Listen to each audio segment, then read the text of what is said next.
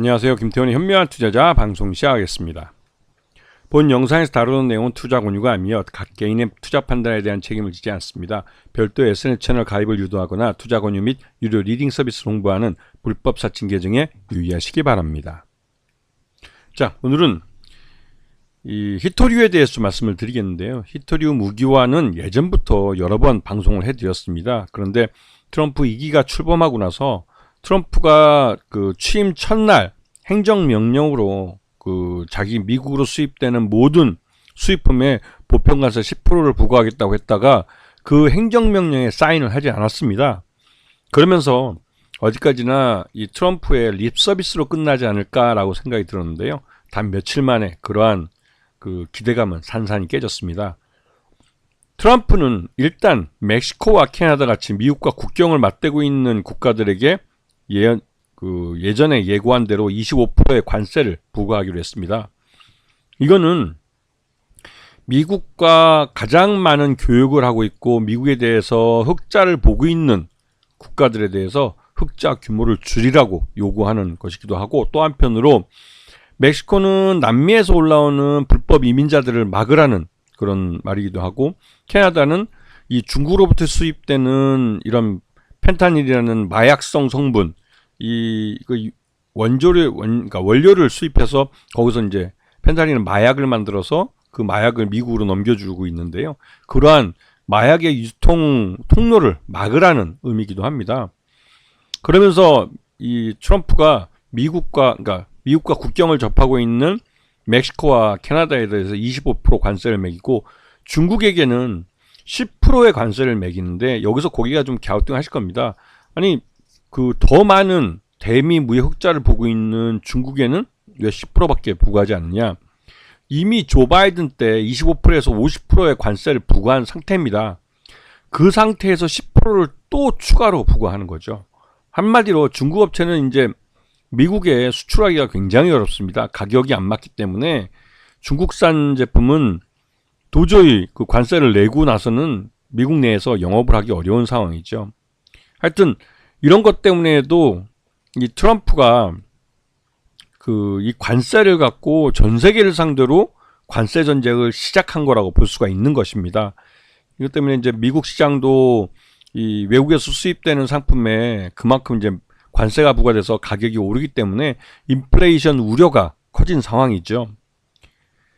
자, 취임 첫날 관세를 부과한다고 얘기를 해왔던 건데요. 중국은 10%의 추가 관세를 부과해서 전기차는 그 기존에 한 100% 관세를 냈는데 거기다 10%가 더 플러스 되는 거고요. 태양전지는 50%였는데 거기다 플러스 10%에서 60%가 되는 겁니다. 이거 외에도 뭐 천연흑연이나 영구자석 같은 히토류에 관련된 것도 25%의 세금을 부과했는데 35%가 되는 것이죠. 그리고 멕시코와 캐나다는 나프타 협정에 의해서 이런 그 수입 물품에 대해서 관세를 매기지 않아 왔었는데 요번에 25%를 부과하면서 멕시코와 캐나다도 여기에 대해서 보복 관세를 매기겠다고 했고, 캐나다는 곧바로 행동을 취했습니다. 미국으로부터 수입하는 약 한 1200억 달러 규모의 캐나다 달러인데요. 그 물품에 대해서 25%의 관세를 매기겠다고 바로 발표를 했죠. 그리고 멕시코는 그 플랜 B에 대해서 지금 조만간 발표를 하겠다고 얘기를 했고요. 그리고 중국은 WTO에다가 제소를 했습니다. 이게 자유무역 협정에 위배되는 그 관세라고 해서. 근데 이거는 좀 시간이 걸리죠. 하여튼 이런 상황에서 말 그대로 이제 관세 때문에 전 세계가 이제 큰 충격을 받으면서 이 관세 전쟁으로 인해서 이 미국 하나 살겠다고 다른 모든 나라와 척을 주게 되고, 곧 있으면 EU, 유럽과 또 우리나라 같이 그 대미 무역 흑자를 보는 국가들에 대해서도 관세를 또 매기겠다고 강조를 하고 있습니다.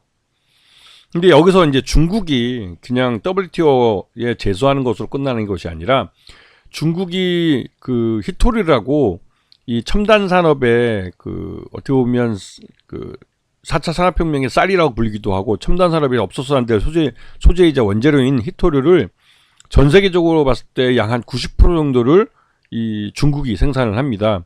그런데 이 중국이 이 생산한 히토류에 대해서 미국으로의 수출을 막겠다고 나선 것이죠. 이거는 미국으로서는 그 미국이 가장 대표적으로 뭐 첨단 반도체에 대해서 중국이 첨단 반도체를 획득해서 이걸 갖고 AI, 인공지능 기술을 개발하지 못하도록 중국 내에 들어가는 반도체, 첨단 반도체와 반도체 제조 장비는 그 일정 규제를 해왔습니다. 그러니까 첨단 반도체를 중국이 제조하지도 못하고 첨단 반도체 자체를 갖지를 못하게 하는 정책으로.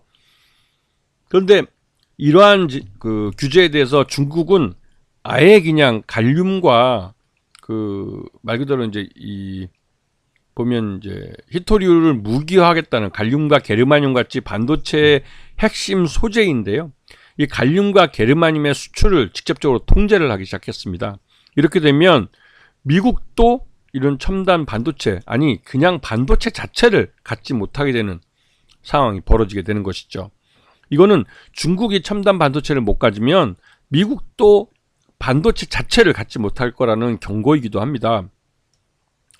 그리고 이러한 갈륨과 게르마늄은 거의 전적으로 중국에서 생산되고 있기 때문에 중국이 이 수출 규제를 할 경우에는 미국도 타격을 받을 수밖에 없죠.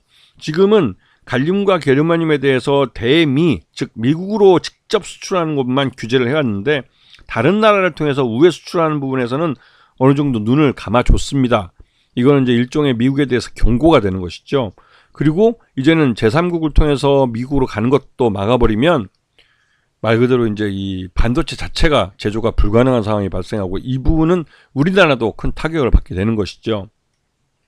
그래서 지금 이 히토류 같은 경우는 전 세계적으로 이 중국의 생산량이 가장 크기 때문에 대부분의 나라들이 중국에 생산되는 히토류에 의존을 하고 있습니다. 그렇기 때문에 이 중국이 히토류를 무기화할 경우에는 말 그대로 이제 중국의 눈치를 살필 수밖에 없는 것이죠.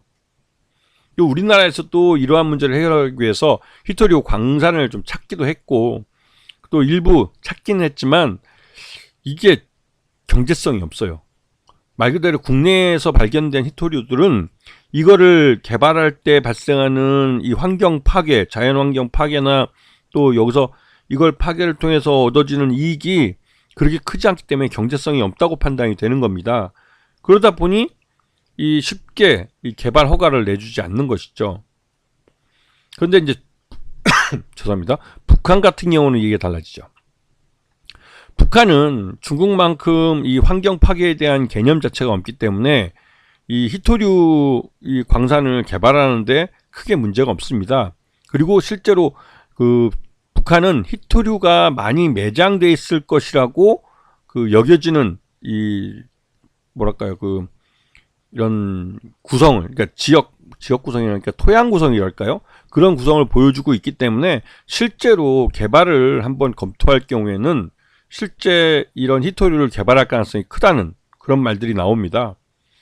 그래서 지금 이 북한에 있는 이런 히토류 개발에 대해서 중국이 관심을 많이 갖고 있고 일본은 이 북한 지하자원을 선점하기 위해서라도 북한과 이 국교 정상화를 하려고 100억 달러 내지는 200억 달러를 지불할 의향이 있다고 하는 것이죠. 왜냐하면 예전에 센카쿠 열도를 갖고 이 영토 분쟁을 갖고 중국과 영토 분쟁을 겪으면서 중국 명으로는 나오이다오입니다. 그 땅에 대해서 그 섬이죠. 그 섬에 대해서 일본과 중국이 우리나라와 일본이 독도 문제로 하는 것처럼 똑같이 이번에는 일본이 먼저 선점을 하고 있고 중국이 그건 다오이다오이는 중국 땅이라고 요구를 하는 것이고, 그래서 이 둘 간에 이슈가 있었는데 그때 중국이 일본에 대해서 히토류 수출을 중단했습니다. 그리고 그거에 대해서 일본이 굉장히 큰 타격을 받았죠. 그 이후로 일본은 세계 각국에서 히토류 광산 개발에 관심이 많고 그 일본의 종합상사들이 그러한 지하자원 개발에 굉장히 많은 돈을 투자했습니다. 그리고 궁극적으로는 북한에서 이러한 경제성이 높은 히토류 광산을 개발하려고 지금 북한과의 그 국교 정상화를 일본이 노리고 있죠. 근데 반대로 이 말 뜻은 우리나라도 북한의 이런 히토류 광산에서의 이 히토류들이 우리 경제에도 굉장히 큰 도움이 될 겁니다. 그래서 우리도 이 개발을 하면 참 좋은데 이 남북한 간의 관계가 지금 나쁘기 때문에 쉽게 지금 이 문제를 이슈화시키지 못하고 있는 것이죠. 그래서 이제 삼화전자 같은 경우는 대표적으로 자동차 전장 부품인 페라이트 코어를 현대 모비스와 같이 공동 개발했기 때문에 이 페라이트 코어를 이용해서 자동차에 들어가는 여러 가지 히토류들을 대신해서, 히토류 자석들을 대신해서 이 페라이트 코어를 통해서 이걸 사용할 수가 있는 것이죠. 그래서 히토류를 대체할 수가 있는 겁니다. 그리고 유니온 머티리얼즈 같은 경우도 자동차 전장용과 가정용 모터 소재의 페라이트 마그네트를 생산하는데요. 이런 면에서 이제 유니온 머티리얼즈도 이제 이 히토류 무기화의 수혜를 받게 되는 것이고요. 그리고 유니온 같은 경우는 뭐 앞에 말씀드렸던 유니온 머티리얼즈의 최대주로서 그 수혜를 보고 있는 것이고, 그러면 현대 BNG 스틸 같은 경우는 차량용 히토류 자석을 생산하는 성림 첨단 산업의 최대주주입니다. 이게 비상장 회사인데요. 우리나라에서 유일하게 히토류 자석을 생산하는 업체라고 할 수 있는데, 이 차량용으로요. 그래서 이제 현대 BNG 스틸 같은 경우는 이 성림 첨단 소재의 IPO에 대한 수혜도 기대하고 있는 그런 상황이죠. 그리고 노바텍 같은 경우는 중국에서 히토류 자석을 직접 생산해서 이 히토류 자석을 갖고 전자파 차폐용 자석으로 이제 사용하기도 하고, 삼성전자에 많이 거의 전체 매출의 한 50% 정도를 납품하면서 수익을 얻고 있습니다. 근데 이 회사가 중국이 이제 히토류를 무기화하려는 그런 흐름 때문에 직접 이제 베트남에 진출해서 베트남의 히토류 광산을 직접 개발하려고 검토를 하고 있죠. 그런 면에서 노바텍이 지난해 연말부터 해서 주가가 계속 우상향하는 차트를 그렸습니다. 지금 만원대에서 지금 19,000원이 거의 더블 100% 정도 주가가 오른 상황이죠. 하지만 이 노바텍의 실적이 그래도 견조한, 뭐 외형이 줄고는 있지만 그래도 견조한 상태고, 베트남이나 이런 캄보디아 같은 데서 히토류 광산을 개발할 경우에는 성장 가능성이 크기 때문에 노바텍에 대해서는 시장에서 관심이 많은 그런 상황이기도 합니다.